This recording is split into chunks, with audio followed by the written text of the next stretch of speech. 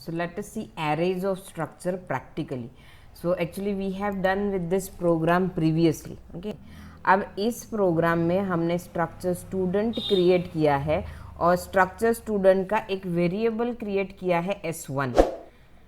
So if you create a single variable of type struct student, then it will contain the record of one student only. है ना. S1 में क्या हो सकता है, सिर्फ एक ही स्टूडेंट का रिकॉर्ड स्टोर हो सकता है. S1 का रोल नंबर, उसी का नाम, उसी के मार्क्स और उसी के परसेंटेज. अगर आपको दो स्टूडेंट्स का डेटा स्टोर करना है तो of course you have to create the another variable. मुझे और क्या करना होगा, दूसरा वेरिएबल क्रिएट करना होगा S2. लेकिन अभी भी सिर्फ दो ही स्टूडेंट हो गए. Okay, similarly we can extend it to 3 variables, S3 भी दे देंगे. ओके, लेकिन what if I want to store the data of 50 students, 50 student का डेटा मुझे स्टोर करना है, then it will not be feasible to create the variables like this. Okay, हमने इसके पहले जो प्रोग्राम किया था ये सिर्फ उस S1 में वैल्यू इनपुट और स्टोर की है हमने यहाँ पे, है ना. ये तो सिर्फ S1 का है. S2 का है तो of course again I have to repeat the same statements for S2. S3 variable है तो same I have to repeat the statements for S3. So ऐसे करना फिजिबल नहीं होगा अगर मुझे 50 नंबर ऑफ स्टूडेंट्स का डेटा स्टोर करना है तो. So then I will be using the array of structure. So instead of creating a single variable, we will create the array of structure. So array create करना वैसे ही है same हमने इसके पहले जैसे इंटीजर का array create किया था या फिर float का array create किया था. So वैसे ही यहाँ पे भी हमको array create करना है. So suppose here I want to create the array. So for struct student, so there should be array name. Suppose array name है आपका capital S and then you have to tell the size of the array. Okay, जैसे 10 student का data चाहिए तो I will create array of 10 elements. So अगर 50 का चाहिए तो I will create S of 50 and so on. ठीक है. So this is how the array is created. ऐसे आपको array create करना है. So अब of course मुझे जो एलिमेंट है S of 0, तो S of 0 में क्या स्टोर होंगे आपके नेम, रोल नंबर, उसके 3 सब्जेक्ट के marks, total and percentage.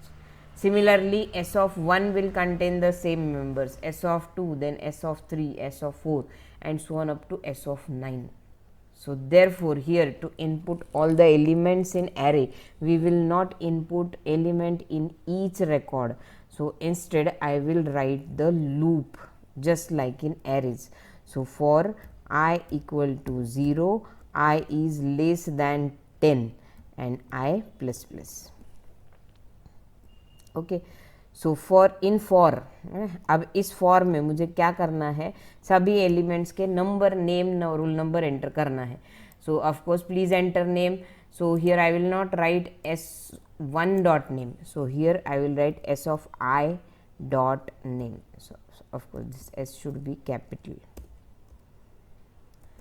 So first time I की वैल्यू 0 होंगी. फर्स्ट टाइम आई की वैल्यू 0 होंगी तो what S of 0 dot name input होगा. So similarly here also there should be S of I dot RNO. So S of I dot RNO. Similarly here also there should be S of I dot PHY. Here should be S of I dot total. Simple single variable की जगह पे हमने यहाँ क्या use किया है, array use किया है. So here should be S of I dot PHY plus again S of I dot chem plus S of I dot math and there will be S of I dot percentage. S of I dot percentage which is equals to S of I dot total upon 300 multiplied by 100. Okay, so this will be complete input for the array, है ना. ये वाले सभी statements जो हैं वो 10 record input करेंगे. So see here first time I की वैल्यू 0 है. So S of 0 dot name input होगा, then S of 0 dot RNO, S of 0 dot physics chemistry math.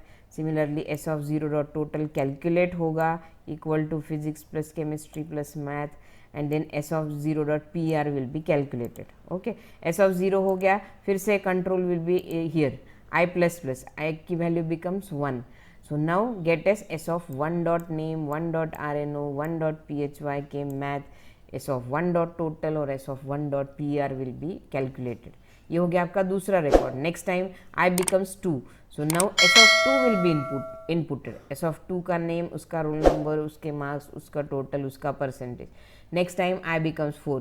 Now fourth record, next time fifth record, six record, ऐसे 10 record student के क्या होंगे, आपके input होंगे. Okay, so that means with the use of array जो repetition है आपका, वो रिपीटेशन कम हो रहा है. ठीक है, हर एक स्टूडेंट हर एक S1 में डालो, S2 में डालो, S3 में डालो, ऐसे बहुत सारे वेरिएबल क्रिएट करने के बजाय हमने क्या यूज़ किया है, फिर एरे यूज़ किया है. ठीक है, सो of course this is for this loop is for input only.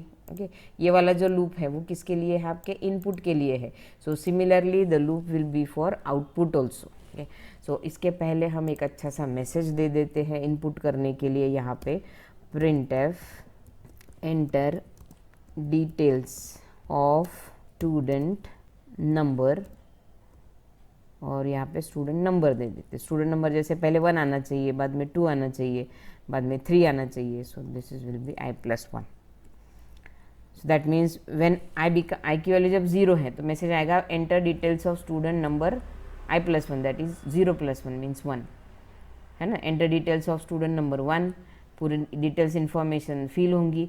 Next time message will enter details of student number 2, then 3, then 4, then 5 and so on. Okay, सो ये हो गया आपका इनपुट. अब इनपुट के बाद में है यहाँ पे प्रिंट करना है. सो फिर से फॉर में, for I equal to 0, I is less than 10 and then I plus plus. इसमें मुझे करना क्या है, फिर से प्रिंट करना है. So here also s of 1 की जगह पे s of I dot rno.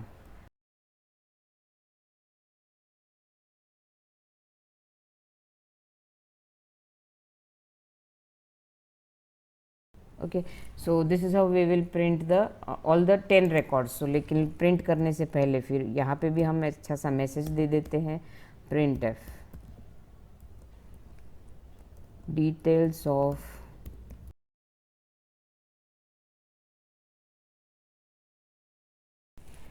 और लास्टली परसेंट के बाद में एक और बैकस्लैश n दे देते हैं. Okay, so this is all for loop. Okay, so here this loop is for inputting data in 10 records and this is for displaying the data of 10 records. Okay, so let us run this program now. Okay, so see, so there are errors here, so I'll remove it. So of course I have to input the I have to declare the variable I here, int I. So 10 record हैं, इतने सारे मैं यहाँ पे input नहीं करूँगी. So instead of 10 suppose I will use only the 3 records here. ठीक है, तीन ही रिकॉर्ड इनपुट करती हूँ, 3 ही रिकॉर्ड प्रिंट करती हूँ. आप 10 भी कर सकते हो, 50 भी कर सकते हो.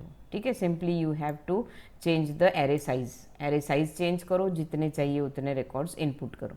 सो let us run the program now. Sorry, missing semicolon here. So see here, the enter details of student 1, please enter name. Okay, suppose I have entered name as A, then roll number, then marks of 3 subjects. Enter details of student number 2, और यहाँ पे name नहीं ले रहा है, please enter name. Name enter ही नहीं हो रहा है.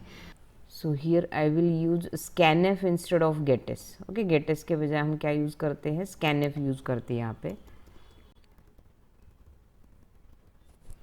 So here I take the input on next line. Okay, so let us run the program now. So see here, please enter name. Suppose I have inputted the name as, then roll number, then marks of 3 subjects, and again enter details of student number 2. So again there is please enter name, suppose name, then roll number, and then marks of 3 subjects. Then for third student, please enter name, then roll number and marks of 3 subjects. So see here the output. So from here, details of student number 1, his roll number, name, then marks, total marks, percentage. Then details of student number 2, it's his name, roll number, marks of subject and percentage, and this is the student number 3. So in this way you can enter as many records as you want in the array. Okay अगर आप array use करते हो तो आप हर बार input अलग अलग variable से input करने की ज़रूरत नहीं है और आप huge amount of data can be handled using the array of structure. So this is all for now. In the next lesson we will be coming up with new learnings. Thank you.